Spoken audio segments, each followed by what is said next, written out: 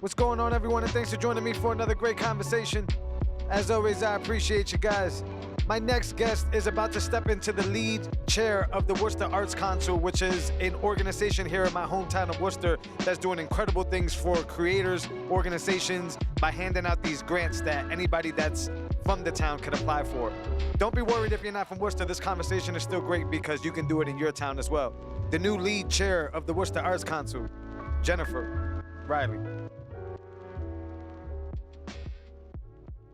Introductions after, but Jennifer, thank you so much for giving me your time. I'm super excited about this conversation because we get to talk about two things that are close to me, and that's my hometown that I grew up in and creators, right? Artists and stuff like that. So this is why I glad I was able to get a hold of you and that you were fortunate to give me your time. Thank you so much for having me on. I'm really excited to talk about Worcester and the creatives here, and particularly what the Worcester Arts Council does within the city of Worcester. Okay. Yeah, and I'm excited about that too. So before we go into, what the great things that the Worcester Arts Council is doing, let the listeners know a little bit about yourself and how did you get to the position to be chair of the Worcester Arts Council? Sure. My family's originally from Central Mass, so I grew up just outside Worcester and moved away for a while, but 3 years ago, I guess, when I was looking to move, Worcester feels like home, or Central Mass feels like home to me. And Worcester, I had heard so much about the local arts community here that it was really appealing. And my family is still in the area, so that was another job. But it was really the local community here and the arts institutions and creative institutions here. So that's a big reason why I moved back. And then when I moved back, I wanted to get involved. Of course, my profession is in the arts and I love the arts, so I wanted to get involved somehow and saw a posting for an open position on the Worcester Arts Council on their Instagram page and applied, and I joined about a year ago in February, so right before everything shut down. So it's been an interesting first year on the council, but that's how I ended up on the council. And then when Jasmine Goris, her term ended and she left the council, I was just voted in as chair of the council. Awesome. That's quite the little journey there. Yeah. So describe to, I do have a lot of local listeners, but describe to the listeners what the Worcester Arts Council is, because I grew up here, as I told you, and I don't know if it's just a newer project of Worcester, but I've never heard of anything of even that kind of, thing being offered. So can you explain the Worcester Arts Council? Oh, sure, I'd love to. And again, thank you for having me on so we can tell more people about it, because the Worcester Arts Council is what's called the local cultural council. It's one of the local cultural councils under the umbrella of the Mass Cultural Council. So we are volunteers for the city, and we are a city board, actually. And every Awesome. Town in Massachusetts actually has a local cultural council. So if you have listeners who are not from Worcester, whatever town they're in should also have a cultural council. Oh, awesome. Yeah, so the Arts Council, the mission is to promote excellence, access, education, and diversity in the arts and humanities and interpretive sciences for to improve the quality of life in Worcester residents and just contribute to the economic vitality of the city, technically what it is. But basically, we provide grants for both project grants and fellowship grants, which are for artists and creatives in the city, to help fund projects within the city. So basically, we get a budget from the Mass Cultural Council, who gets it from the state. So we're state funded, and we give money back to the community, is how I like to look at it, to help support programs and artists and the community and bring projects to life that help support the community. Yeah. Now, why, this could be a very broad answer. Why is it important for a community to foster, the arts inside of its culture? Is there a specific reason why communities thrive on arts? Well, I think we've all seen why it does when so many programs are being cut. I know Good point. For sure that if I did not have a high school program in the arts, and I will say I also went to Art All State at the Worcester Art Museum in high school. So if these programs weren't available, I probably would not be doing what I'm doing now. But I think that, whether you end up going into an art profession, having arts in your life certainly exposes you to so many, I don't know, it's so many learning experiences. It's so enriching. And I think you can learn so many things in a different way, right? And a lot of kids like me don't learn great through, say, math or kind of text-based learning that we learn visually. So I think there's a great opportunity for kids to learn. Like, let's say, you learn art or music, it's a different way of learning kind of those same skills. Yeah. So I think even if it, like I said, you don't go into that as a profession, to grow up and be appreciative of those things also helps you be a better, well-rounded person. But Yeah, I agree with that. I also think the arts is distracting in a good way, not in a bad way. Yeah. But I grew up in Great Brook Valley, so it's distracting to the sense where the individual can now focus their energy, their anger, their frustrations, their anxieties into something that's a lot more productive than for say the street life, right? So Sure. now saying that, now I grew up in Great Brook Valley, I grew up in Worcester. Now this was back in the 90s. Did Worcester have the Worcester Arts Council back then, or is this a relatively new idea? Ooh, that's a good question. I don't know how long they've been around, actually. I could probably find out, but I don't know, because to be honest, I didn't know they existed until I moved to Worcester and saw the posting on the Worcester Arts Council social media. But I would imagine. Go ahead. I'm sorry. Would imagine they've been around for a while. I don't know that they've been around since the 90s, but I could definitely be wrong. I was just more curious if it was if it was an awareness problem with the city that they didn't make it, people know about it, or if it's just a new thing that they're working on, a new initiative. I think there is a little bit of an awareness problem.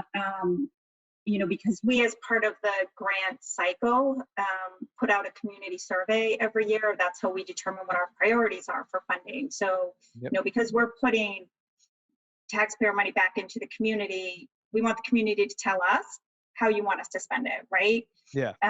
So one of the things we do as part of the grant cycle is we send out a community survey, usually in like late spring, early summer, and ask community to, a couple minutes to fill it out, to ask them, okay, what are your priorities this year? What do you want to see funded, whether it's public art or performance art or educational opportunities? What is it? So that when we receive the grants, we can then look and say, what does the community want? Like, what do they think is most important?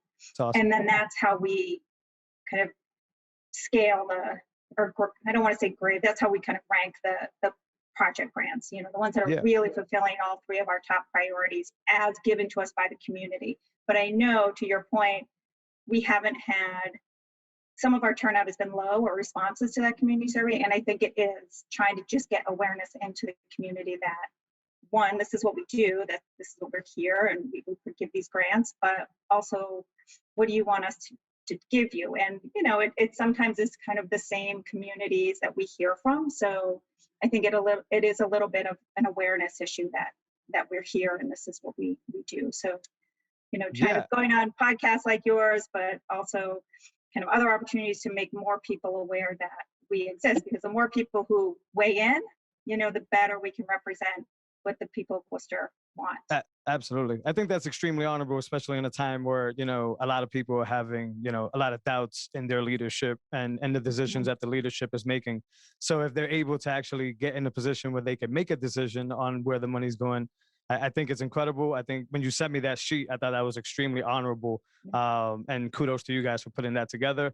Hopefully this podcast and other things you guys are doing would get more of a response to those things.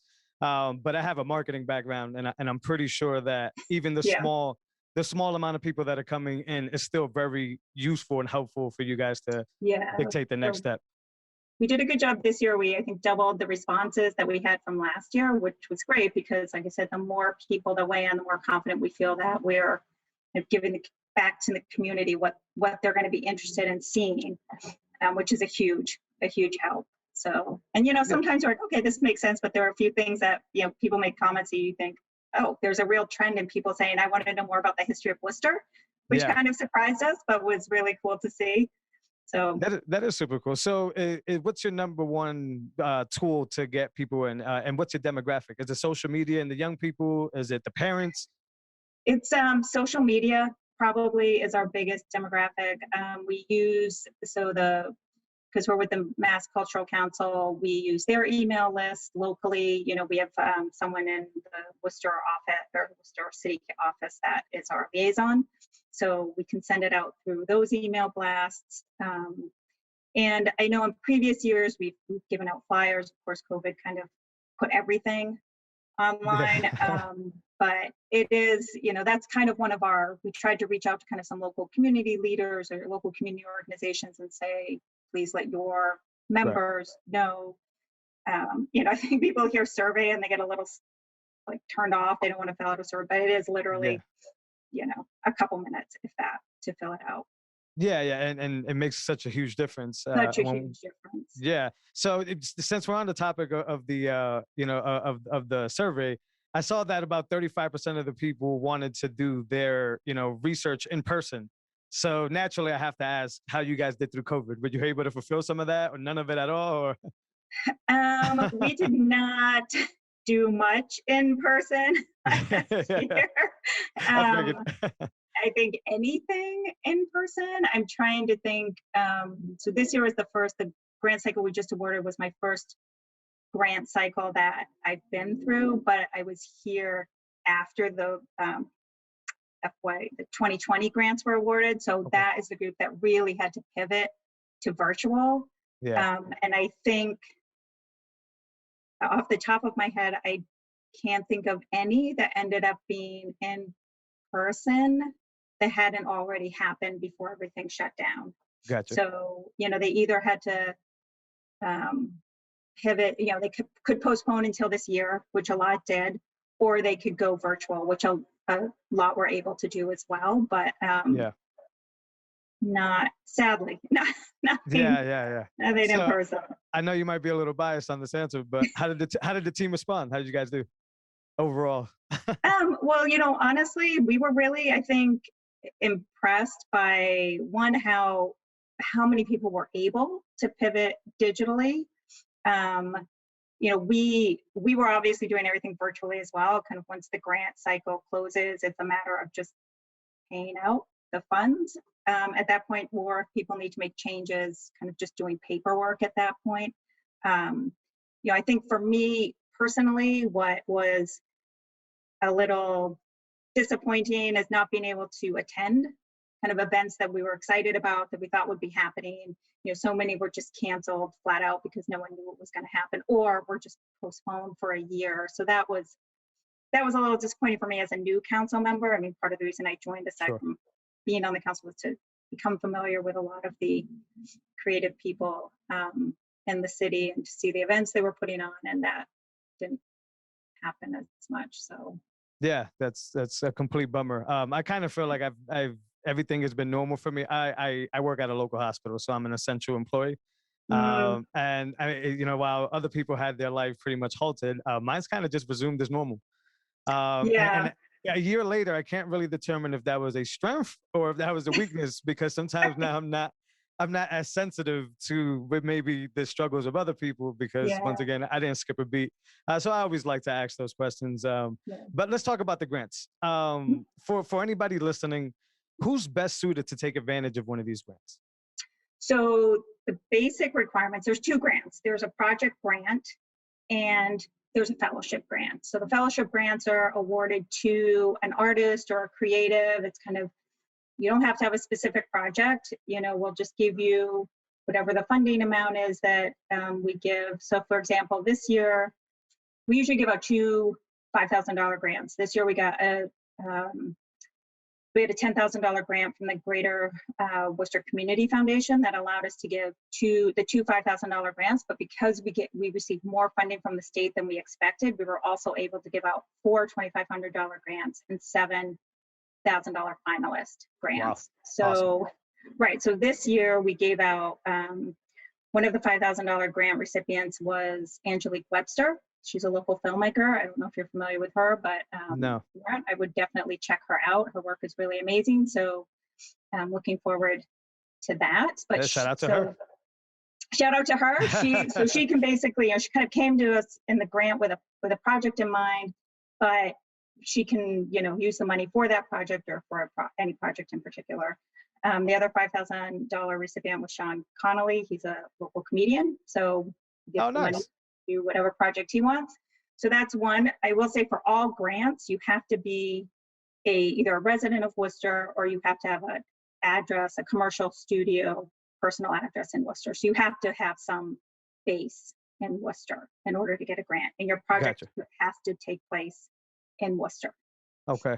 Does it have to be a legit business by any stretch, or is it just an idea? For the grant? Yeah, like does it have to be a sole proprietorship per se, or can it just literally be a feasible idea? It can be an idea, but if you're doing a project grant, you have to have some sort of like nonprofit. I'm sorry, blanking on the. No worries. Yeah. Grab it. I'm gonna find that for you.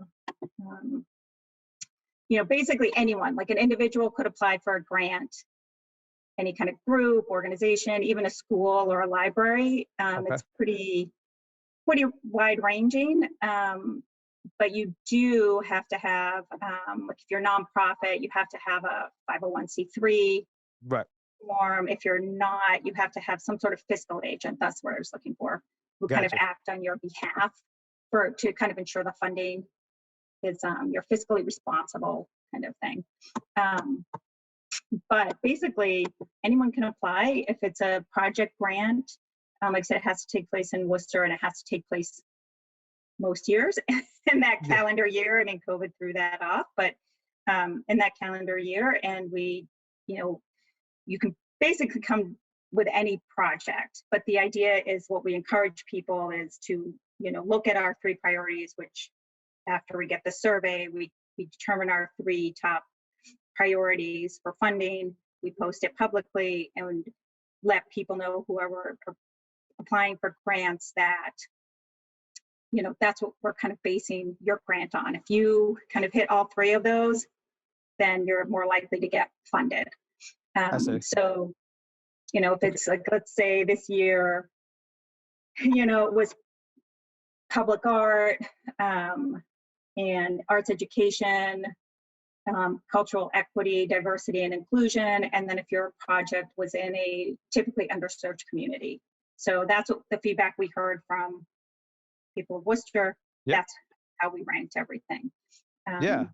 Can you walk us through the process after you apply initially? Is this sort of like a, for better lack of a term, like a talent show, or do you guys meet and interview, or how does it work after the application goes in? So sure, I'll walk you through the process. So Please. Once we've set out the survey, we've now collated it, and we've come up with our 3 priorities for the next fiscal year.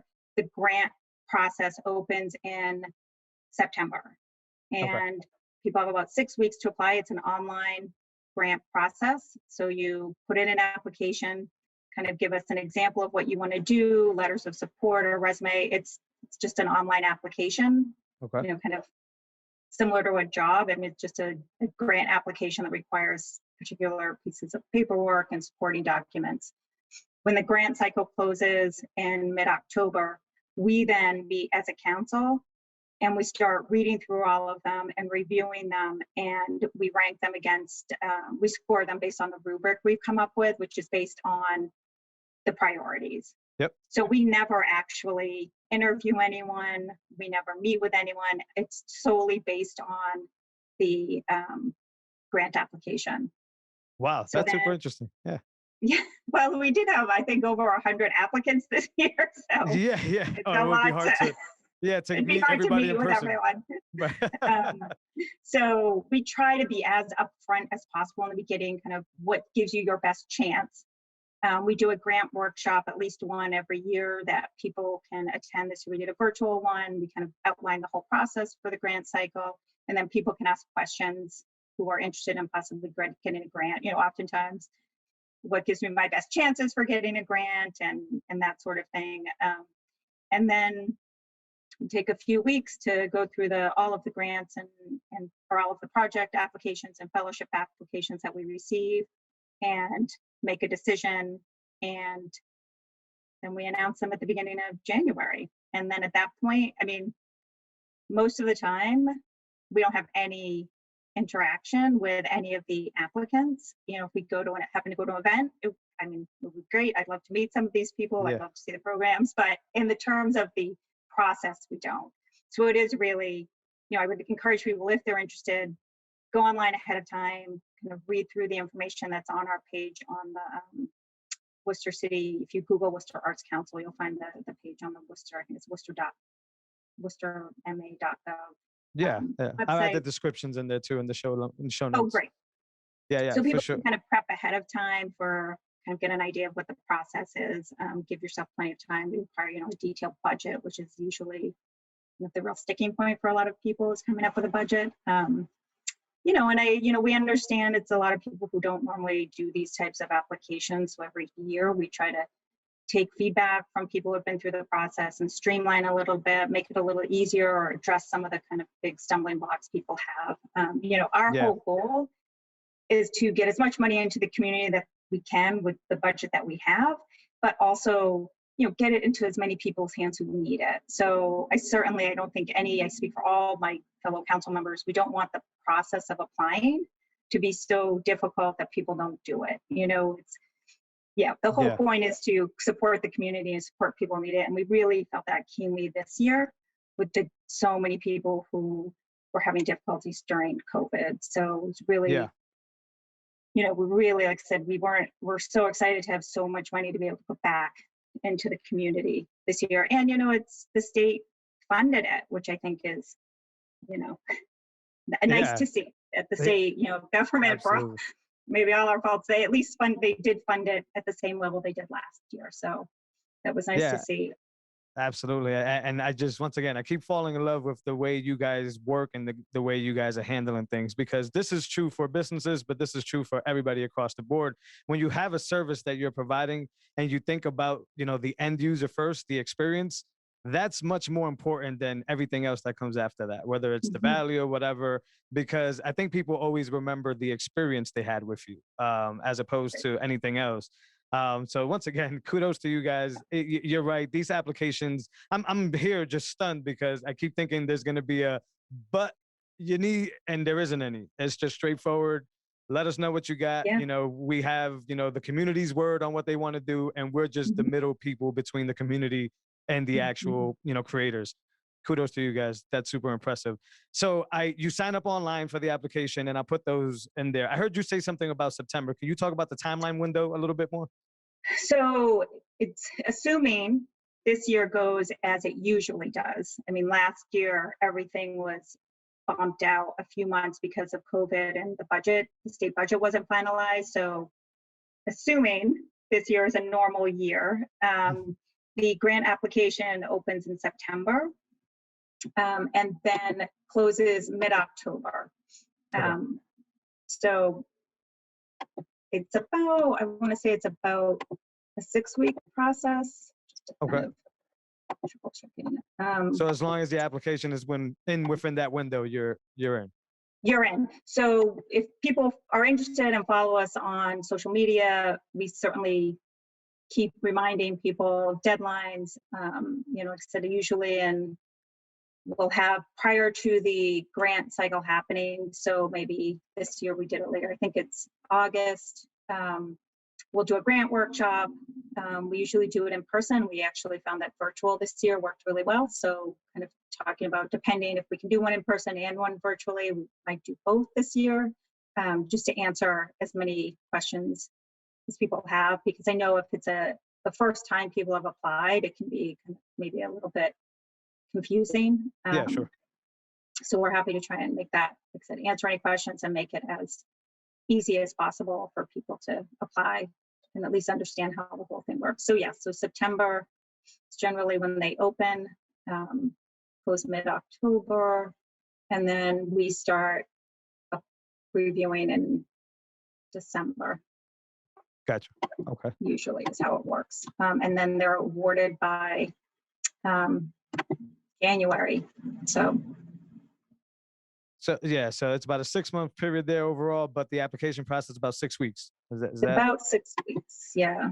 Yeah, Absolutely. yes, super cool. I noticed that this year the community wanted a lot of public art.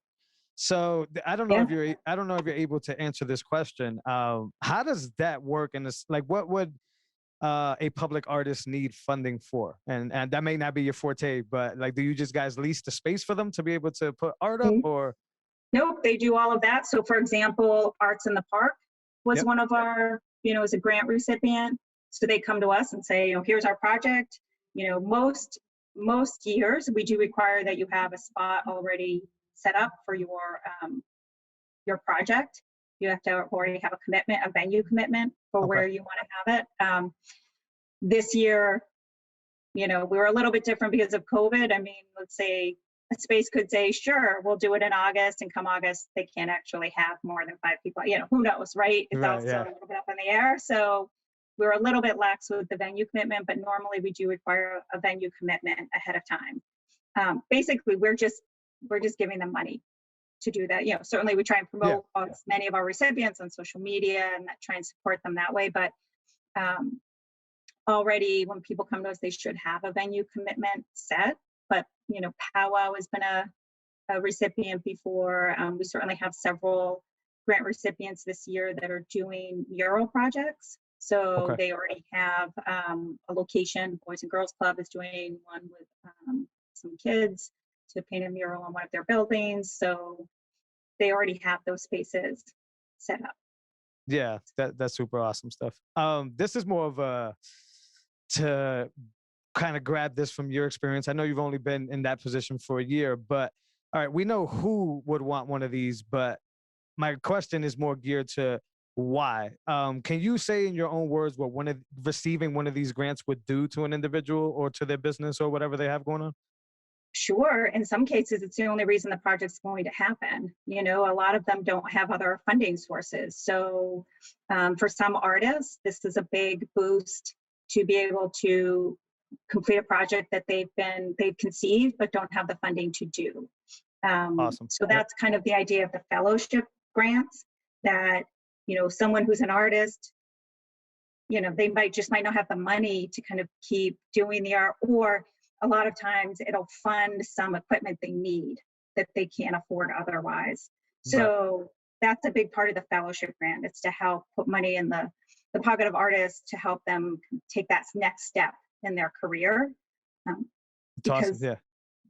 it's hard to get funding, or it's hard to, especially Yeah. this past year, there just hasn't been money out there. So It could be a make or break. I got my daughter here. Excuse yeah, me, Scarlett. I'm recording. Son. Close the door. Close the door. Nope. Sorry, buddy. Go upstairs. Go upstairs. That's okay. Close the door. Excuse me. Sorry. it's okay. That's why it should be a real studio and not a house studio. But either way, we continue going as possible. That was a fantastic answer. And you're right. A lot of these times, money is usually the make or break, for some creators and getting to, their end goal or being stopped in their tracks. And yeah, that's an awesome answer. Yeah, So now, go ahead. I'm it's sorry. not just even artists. It could be some smaller organizations, some Good point. Main Idea or Boys and Girls Club. They want to do this after school program for kids, and they just don't have the funding from anywhere else. So, it kind of goes both ways for both the projects and the artists, that it's the only available source of funding for them. Yeah, that's an awesome point. I'm thinking about this just for the creators, but you're right. You guys, give resources to a broader sense than just the creators. That's a Mhm. really good point. I didn't even think about that. So I'm going to put you on the spot here. Boy. I'm sure there are many, but if you were to pick one project that really stood out to you, which one is that? Oh, so there were so many. I will answer, but I will say that part of what I loved about going through this grant process was learning about so many organizations and so many individuals that were doing projects in the community that I didn't know about. That just, whether they were doing amazing things.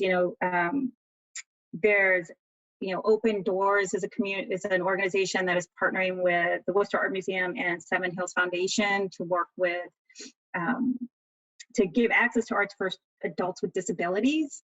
Things that you kind of, I don't think of happening, but they Right. these amazing programs. Music Worcester provides. They do this tickets to opportunity where they provide tickets to youth and kind of So lower cool. income people who can't go to, so they can go to concerts that they wouldn't normally be able to go to. Yeah. So there's amazing things happening like that. There's some things I'm excited about that I can't actually go to because they're for kids. There's just make sure I get his Yeah, yeah. name right. No, I'm with all of this. Not only do I live in the town, but I have kids. I have little kids, and my son is autistic as well. So I do understand these services here Yeah. in Worcester are fantastic. And my 10-year-old, about to be 11-year-old in a week, she's a big theater nut. So she really like we let her see Hamilton, and she's in love with that stuff, and she wants to do theater, and she's always recording herself doing videos, and that's the one that just Aw. interrupted. Yeah. Yeah, yeah, and I bet she was interrupting me to try to see a video that she recorded of herself singing. So it's one of those things. So on the other side of this note, you guys have a few chairs or slots that you guys are trying to fill. Can you talk a little bit We about do. We that for the have, people that are listening? sure. We have one open position right now. So if anyone is interested, the only requirement is that you live in Worcester and you are registered to vote. I'm not sure. I think that has to do with the fact that it's a city Okay, position, but I that don't is a know. weird stipulation, but It okay. is.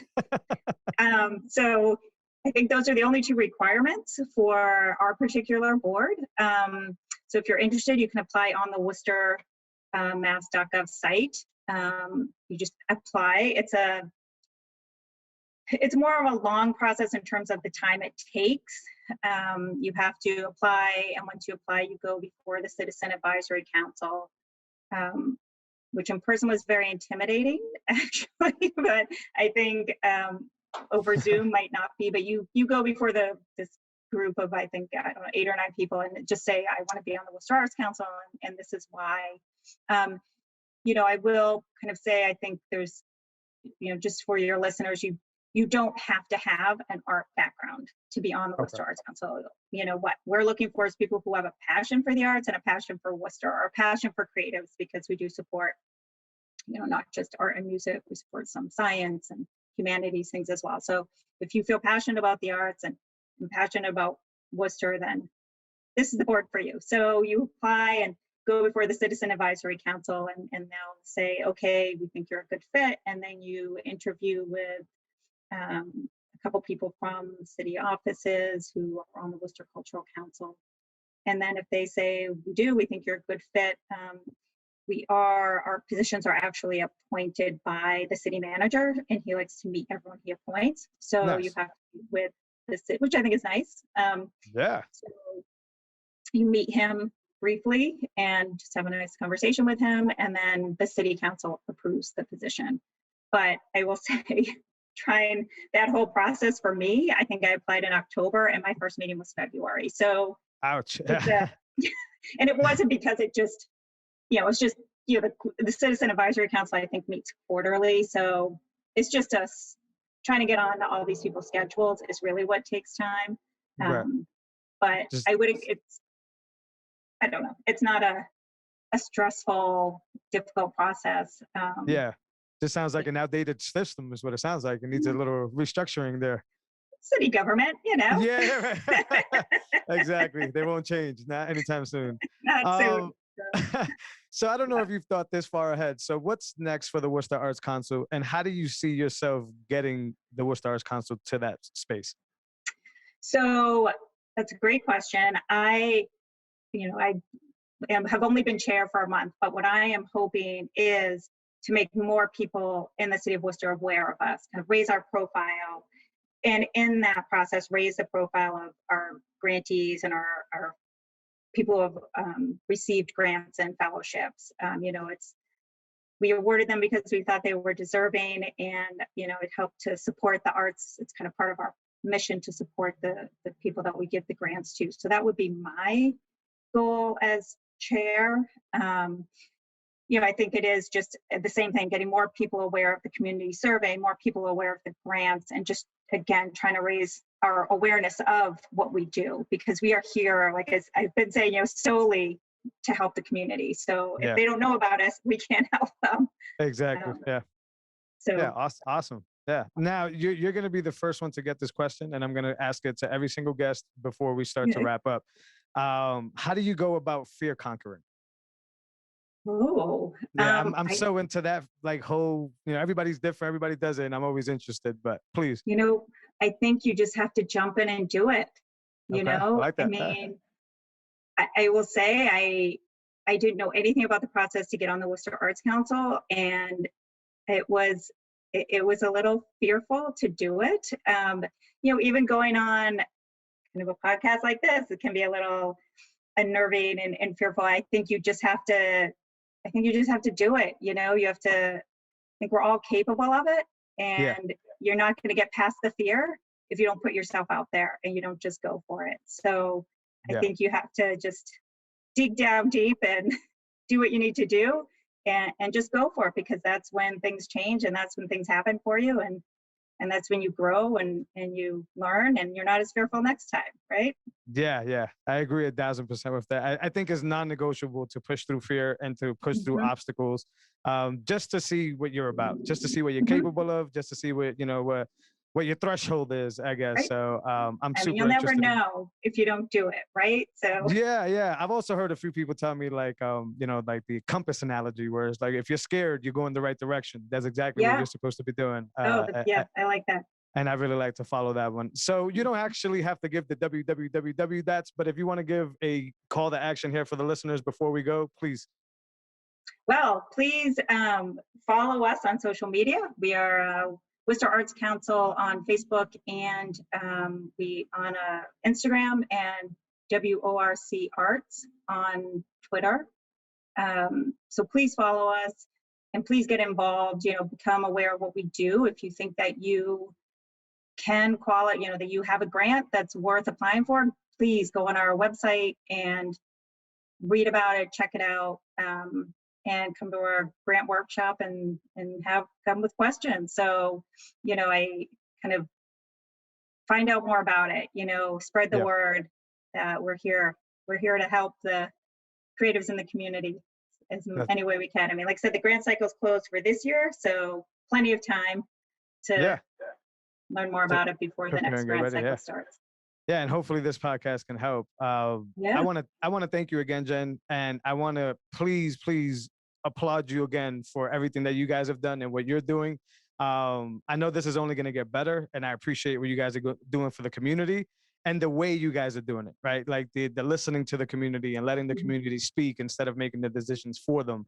I never saw this when I was growing up in Great Brook Valley and things like that, and I think it's super important, because if a creator can get some type of validation, they can see what their self-worth is.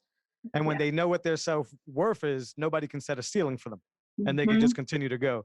And I think you guys are the connection between that happening for a lot of kids and a lot of people, including possibly my kids. So thank you so much, Jen, for your time. I appreciate you so much. Thank you. Thank you for having me on. Thanks so much.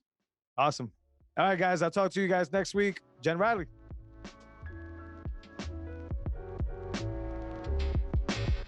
Thanks for joining me for another great conversation.